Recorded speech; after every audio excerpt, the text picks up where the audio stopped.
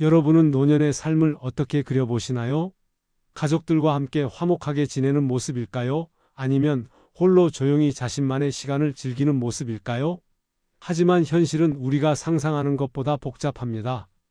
젊었을 때는 모든 일을 스스로 해결할 수 있지만 나이가 들수록 상황이 달라집니다. 체력이 예전 같지 않고 병원을 찾는 빈도는 높아지며 익숙했던 일상생활도 점차 어려워집니다. 이런 변화 속에서 많은 분들이 고민합니다. 내가 나이 들면 어디서 누구와 어떻게 살아야 할까? 일반적으로 노년의 선택지는 세 가지로 압축됩니다. 자녀와 동거하거나 간병인을 고용하거나 혹은 요양시설에 입소하는 것이죠. 그런데 이런 선택들이 정말 만족스러울까요? 자녀와 함께 살면 따뜻한 가족의 정을 느낄 수 있지만 실제로는 서로에게 부담이 되기도 합니다. 세대 차이에서 오는 갈등, 각자의 바쁜 일상으로 인해 정작 노인분들은 더 외로움을 느낄 수 있습니다. 아무리 내 자식이라도 눈치를 보게 되는 건 어쩔 수 없는 현실입니다. 간병인을 두는 방법은 어떨까요? 신체적 도움이 필요할 때 전문적인 지원을 받을 수 있다는 장점이 있습니다. 하지만 가장 큰 문제는 비용입니다. 지속적인 간병 서비스를 이용하려면 매달 상당한 금액이 필요하고 연금만으로는 감당하기 어려울 수 있습니다. 또한 타인에게 일상생활을 의존해야 한다는 점도 심리적 부담으로 작용하곤 합니다. 마지막 선택지인 요양시설은 규칙적인 생활과 의료 서비스를 제공받을 수 있어 안전하게 느껴질 수 있습니다. 그러나 자유로운 외출이나 식사 선택 같은 기본적인 자율성이 제한될 수 있습니다. 익숙한 환경을 떠나 새로운 곳에 적응해야 한다는 불안감도 크고 결국 많은 분들이 더 깊은 고독감을 경험하곤 합니다. 이런 고민 속에서 각자의 방식으로 새로운 노후를 개척한 두 분의 이야기를 오늘 나누려고 합니다. 72세 박종현 할아버지와 78세 최영길 할아버지의 이야기입니다.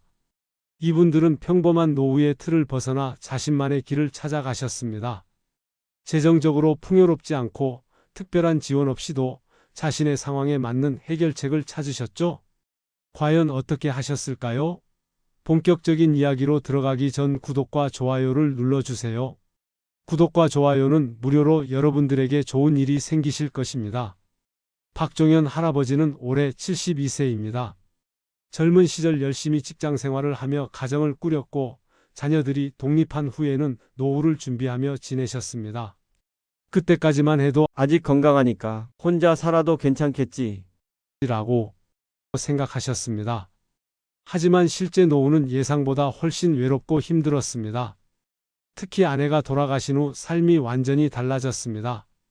예전에는 아침에 일어나면 따뜻한 식사가 준비되어 있고 함께 나눌 대화가 있었지만 혼자가 되고 나니 집안은 너무 조용해졌습니다. 식사를 챙기는 것조차 귀찮아졌고 텔레비전을 크게 틀어놔도 공허함을 채울 수 없었습니다. 고민 끝에 박종현 할아버지는 딸에게 연락했습니다. 내가 너희 집에서 함께 지내면 어떨까? 딸은 기꺼이 환영했습니다. 아버지, 당연히 오셔야죠. 혼자 계시는 게 더 걱정이에요. 손주들도 처음에는 할아버지의 방문을 반겼습니다. 함께 저녁을 먹고 주말에는 가족 여행도 함께하며 오랜만에 가족의 온기를 느꼈습니다. 그러나 시간이 지남에 따라 상황이 변하기 시작했습니다. 딸 부부는 직장 일로 바빴고 손주들도 학업과 친구 관계로 집에 있는 시간이 줄어들었습니다. 결국 박종현 할아버지는 낮 시간 대부분을 혼자 보내게 되었습니다. 처음에는 괜찮았지만 점차 여기서 내가 무엇을 해야 하나라는 고민이 커졌습니다. 또한 생활 습관의 차이가 갈등으로 이어지기도 했습니다. 아버지, 소금 좀 줄이세요.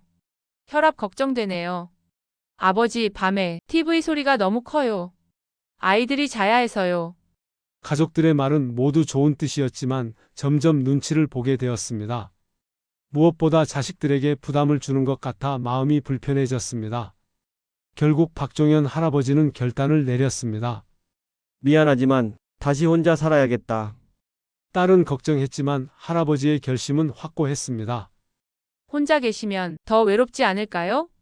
아니야, 오히려 여기서 더 외로웠단다. 그렇게 다시 혼자 살게 된 박종현 할아버지는 이번에는 진정한 독립생활 방법을 찾아야 했습니다. 자녀에게 의존하지 않고 스스로 살아가는 방법은 없을까 고민하던 중 간병 서비스를 알아보기 시작했습니다. 간병인이 있으면 좀 더 편하게 살 수 있지 않을까? 박종현 할아버지는 아직 대부분의 일상생활을 스스로 할 수 있었지만 무거운 물건을 들거나 집안일을 하는데 점점 어려움을 느꼈습니다. 여러 선택지 중에서 주 3일 하루 4시간씩 방문하는 부분 간병 서비스를 선택했습니다. 이 정도면 불편하지 않고 자식들에게 손 벌리지 않아도 되겠지. 55세의 여성 간병인이 처음 방문했을 때는 다소 어색했습니다. 할아버지, 처음에는 불편하실 수 있어요. 하지만 편하게 말씀하세요. 최대한 도와드릴게요. 처음에는 타인에게 집안일을 맡기는 것이 부담스러웠지만 시간이 지나면서 편리함을 느끼게 되었습니다. 간병인은 청소를 해주고 필요한 생필품을 구매해 오며 때로는 함께 식사를 하며 대화를 나눴습니다. 혼자 조용히 밥을 먹는 것보다 누군가와 식사하는 시간이 생각보다 즐거웠습니다. 이거 생각보다 괜찮은데. 그러나 예상치 못한 문제들이 나타나기 시작했습니다. 첫 번째는 비용이었습니다. 간병 서비스 비용을 계산해 보니 연금으로 감당하기 어려웠습니다. 저축해둔 돈이 있었지만 앞으로 몇 년간 계속 이 비용을 감당할 수 있을지 걱정되었습니다. 두 번째 문제는 생활 방식의 차이였습니다. 박종현 할아버지는 아침 식사 후 바로 설거지를 해야 마음이 편한 성격이었지만 간병인은 다른 일을 먼저 하고 나중에 설거지를 하는 스타일이었습니다. 처음에는 사소한 차이로 여겼지만 이런 습관 차이가 반복되면서 신경이 쓰이기 시작했습니다. 또한 간병인이 일정 기간마다 교체되는 경우가 많아 새로운 사람에게 적응하는 과정이 반복되었습니다. 이런 상황에서 박종현 할아버지는 다시 결정을 내려야 했습니다. 이건 내가 원하는 삶이 아니야. 간병인 서비스도 완벽한 해결책이 되지 못했기에 남은 선택지는 요양시설이었습니다. 요양시설에 가야 하나? 박종현 할아버지는 요양시설을 알아보기 시작했습니다. 시설이 잘 갖춰진 곳도 많았고 의료 서비스가 제공되는 곳도 있었습니다. 비용만 적당하다면 요양시설 생활도 나쁘지 않을 것 같았습니다. 주변에서 들리는 이야기들은 대체로 부정적이었습니다. 요양원 가면 자유가 없어요. 단체 생활이라 사생활이 보장되지 않아요. 적응 못하면 오히려 더 힘들어요. 그럼에도 박종현 할아버지는 직접 경험해 보기 전까지는 판단할 수 없다고 생각했습니다. 한 달간 요양시설에서 생활해 보기로 결정했습니다. 처음 입소하는 순간부터 낯선 환경이 어색했습니다. 오랫동안 살던 집을 떠나는 것 자체가 낯설었죠? 처음에는 다른 입소자들과 어울리기 어려웠지만 비슷한 연령대의 몇몇 어르신들과 금방 친해졌습니다. 그러나 시간이 지나면서 불편함이 커졌습니다. 첫 번째 문제는 자유의 제한이었습니다. 기상시간, 식사시간, 외출 규정 등 모든 것이 정해져 있었습니다. 평생 자신의 방식대로 살아온 박종현 할아버지에게 이런 규칙들은 큰 스트레스로 다가왔습니다. 두 번째 문제는 개인 공간의 부족이었습니다. 2인실을 배정받았지만 룸메이트와 생활 패턴이 맞지 않아 불편함이 컸습니다. 밤늦게까지 TV를 보는 룸메이트 때문에 숙면을 취하기 어려웠고 개인적인 시간을 가지기도 힘들었습니다. 무엇보다 가장 힘들었던 것은 나는 이제 혼자 독립적으로 살 수 없는 사람인가? 라는 자괴감이었습니다. 아직 내 힘으로 할 수 있는 게 많은데 여기서는 모든 것을 남이 정해주는 기분이야.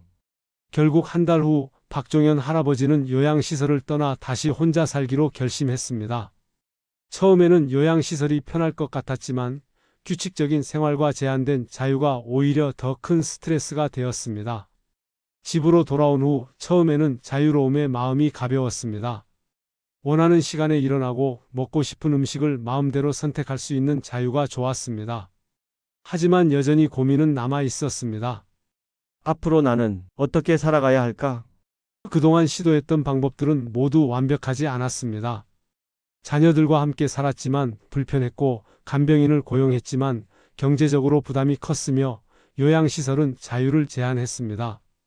그럼 이제 정말 혼자 모든 걸 해야 한다는 뜻인가? 고민하던 어느 날 우연히 이웃 부부의 대화를 듣게 되었습니다. 당신이 오늘 유치원에서 아이 데려오기로 했잖아요.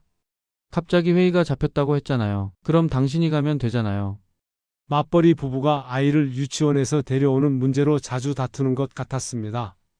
그때 박종현 할아버지는 문득 생각했습니다. 내가 저 아이를 데려오는 걸 도와주면 어떨까? 직접 이웃집을 찾아가 제안했습니다. 혹시 제가 유치원에서 아이를 데려오는 걸 도와드릴까요? 대신 저는 요리를 잘 못해서 저녁 한 끼만 챙겨주시면 좋겠네요. 이웃 부부는 처음에는 놀랐지만 이야기를 나누다 보니 좋은 제안이라는 생각이 들었습니다. 이렇게 해서 박종현 할아버지와 이웃 가족의 새로운 관계가 시작되었습니다. 할아버지는 오후 4시에 유치원에 가서 아이를 데려왔고 그 시간 동안 이웃집 부부는 퇴근 준비를 여유롭게 할 수 있었습니다. 그 대가로 저녁에는 이웃집에서 따뜻한 식사를 함께 할 수 있었습니다. 처음에는 단순한 거래였지만 점차 서로의 생활이 연결되면서 자연스럽게 도움을 주고받는 관계가 되었습니다. 할아버지 마트 가는 김에 필요한 거 사다 드릴까요? 고마워요. 대신 내가 화장실 전구를 새로 갈아줄게요. 이렇게 서로의 생활이 얽히면서 박종현 할아버지는 새로운 방식의 노후 생활을 경험하게 되었습니다. 나는 도움만 받는 사람이 아니라 다른 사람에게도 도움을 줄 수 있는 사람이구나. 노후의 삶은 단순히 누군가에게 의존하는 것이 아니라 서로 돕는 관계를 만드는 것임을 깨달았습니다. 이제 또 다른 사례를 살펴보겠습니다. 78세 최영길 할아버지의 이야기입니다. 그는 또 다른 방식으로 자신의 노후를 개척해 나갔습니다. 최영길 할아버지는 창밖으로 내리는 봄비를 바라보며 깊은 한숨을 내쉬었습니다. 무릎 관절염으로 인한 통증은 날이 갈수록 심해지고 혼자 생활하기에는 점점 더 어려워지고 있었습니다. 해외에서 일하는 외동아들은 가끔 전화로 안부를 물을 뿐이었고 대학생 손녀는 방학 때만 가끔 찾아와 집안일을 도와주는 정도였습니다. 요양시설에 들어가자니 국민연금으로는 충당하기 어려웠고 간병인을 고용할 재정적 여유도 없었습니다. 그러던 어느 날 우연히 TV에서 시니어 쉐어하우스에 관한 프로그램을 보게 되었습니다. 비슷한 상황에 처한 노인들이 함께 살면서 서로를 돕고 생활비도 나누는 모습이 소개되었습니다. 이거다. 최영길 할아버지는 비슷한 처지의 룸메이트를 찾아보기로 결심했습니다. 지역 노인복지센터에 문의하고 온라인 커뮤니티도 살펴보며 함께 살 동반자를 찾기 시작했습니다. 첫 번째로 만난 사람은 73세 강동수 할아버지였습니다. 아내를 일찍 여의고 자녀들은 모두 타지에 살고 있어 외로움을 많이 느끼고 있었습니다. 두 번째로 만난 65세 이정호 할아버지는 건강한 편이었지만 연금만으로는 도시 생활비를 감당하기 힘들어 룸메이트를 찾고 있었습니다. 세 번째는 71세 정미숙 할머니로 간호사 출신이라 건강관리에 밝았습니다. 넷이서 월세집을 구해 공동생활을 시작했습니다. 각자 개인 방을 사용하면서도 거실과 부엌은 공유하기로 했습니다. 처음에는 서로의 생활 습관 차이로 약간의 마찰이 있었습니다.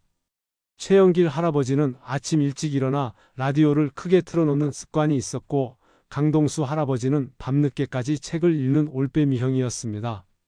이정호 할아버지는 요리를 좋아해 주방을 자주 사용했고 정미숙 할머니는 청결에 매우 신경을 썼습니다. 그러나 시간이 지날수록 서로의 장점을 발견하게 되었습니다. 이정호 할아버지의 요리 솜씨 덕분에 맛있는 식사를 할 수 있었고 정미숙 할머니는 최영길 할아버지의 무릎 통증을 완화해주는 마사지 방법을 알려주었습니다. 강동수 할아버지는 영어에 능통해 외국 의학 정보를 번역해 주었고 최영길 할아버지는 오랜 회사 경험을 살려가게 예산을 효율적으로 관리했습니다. 6개월이 지나자 이들은 더 나아가 작은 텃밭을 가꾸기 시작했습니다. 유기농 채소를 직접 재배해 식비를 절약하고 남은 채소는 동네 장터에 내다 팔아 추가 수입도 올렸습니다. 또한 네 사람이 각자의 전문 분야를 살려 지역 노인센터에서 자원봉사를 시작했습니다. 최영길 할아버지는 재무 상담을, 강동수 할아버지는 영어 수업을, 이정호 할아버지는 요리교실을, 정미숙 할머니는 건강관리 강좌를 열었습니다. 1년이 지난 어느 날 아들이 한국에 잠시 돌아와 최영길 할아버지를 찾았습니다. 아버지 혼자 지내시기 힘드실까봐 걱정했는데 오히려 더 행복해 보이세요. 최영길 할아버지는 미소를 지었습니다. 나도 처음에는 두려웠어. 하지만 지금은 이렇게 사는 게 더 좋구나. 혼자였다면 몰랐을 새로운 즐거움을 많이 찾았어. 최영길 할아버지의 선택은 주변 노인들에게도 영감을 주었습니다. 지역 신문에서는 이들의 공동생활을 노년의 새로운 가족 형태라고 소개했고 비슷한 시니어 쉐어하우스가 동네에 2곳이나 더 생겼습니다. 무릎 통증은 여전했지만 최영길 할아버지의 마음은 어느 때보다 가벼워졌습니다. 나이가 들어도 새로운 도전을 통해 삶의 의미를 찾을 수 있다는 것을 깨달은 것입니다. 이제 그에게 노년은 끝이 아닌 또 다른 시작이었습니다. 이 두 사례에서 우리는 무엇을 배울 수 있을까요? 박종현 할아버지와 최영길 할아버지는 각기 다른 방식으로 자신만의 노후 생활을 개척했습니다. 이 두 분의 이야기는 우리가 흔히 떠올리는 전통적인 노후 생활 방식이 반드시 정답이 아닐 수도 있다는 점을 보여줍니다. 기존의 노후 생활 방식은 3가지였습니다. 첫째, 자녀와 함께 살기. 세대 차이와 생활 방식의 차이로 인해 불편함이 생길 수 있습니다. 둘째, 간병인을 고용하기. 편리하지만 비용이 높아 장기적으로 유지하기 어렵습니다. 셋째, 요양시설에 입소하기. 기본적인 생활은 보장되지만 자유가 제한되고 적응이 어려울 수 있습니다. 이 사례들을 통해 우리 모두가 배울 수 있는 교훈은 무엇일까요? 첫째, 노후에도 우리는 도움을 줄 수 있는 사람이 될 수 있습니다. 많은 사람들이 나이가 들면 누군가의 도움을 받아야만 한다고 생각하지만 실제로는 그렇지 않습니다. 박종현 할아버지처럼 자신의 경험과 능력을 활용하면 오히려 사회에서 필요한 사람이 될 수도 있습니다. 둘째, 노년층 간의 공동체 생활을 통해 더 풍요로운 노후가 가능합니다. 최영길 할아버지처럼 비슷한 상황에 처한 노인들이 함께 살면서 서로의 강점을 나누고 약점을 보완할 수 있습니다. 경제적 부담을 나누는 것뿐만 아니라 외로움을 해소하고 각자의 전문성과 경험을 활용하여 더 풍요롭고 의미 있는 생활을 만들 수 있습니다. 혼자서는 해결하기 어려운 문제도 여럿이 함께하면 새로운 해결책을 찾을 수 있는 것입니다. 셋째, 전통적인 방식이 아니라 나에게 맞는 새로운 방법을 찾아야 합니다. 자녀에게 의지하거나 요양시설에 가야 한다는 고정관념에서 벗어나면 더 많은 가능성이 열립니다.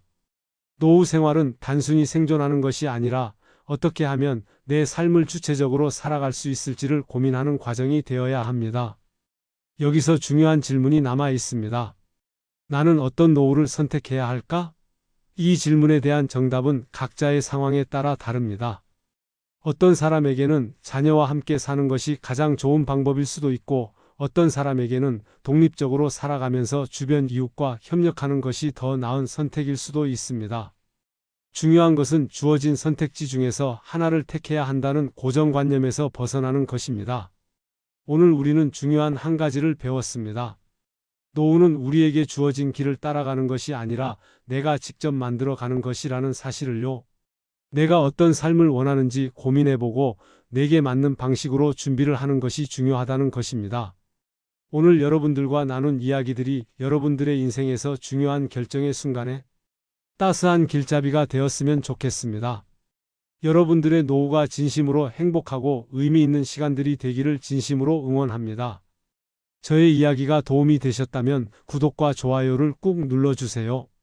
앞으로도 유익한 이야기를 들려드리도록 노력하겠습니다. 감사합니다.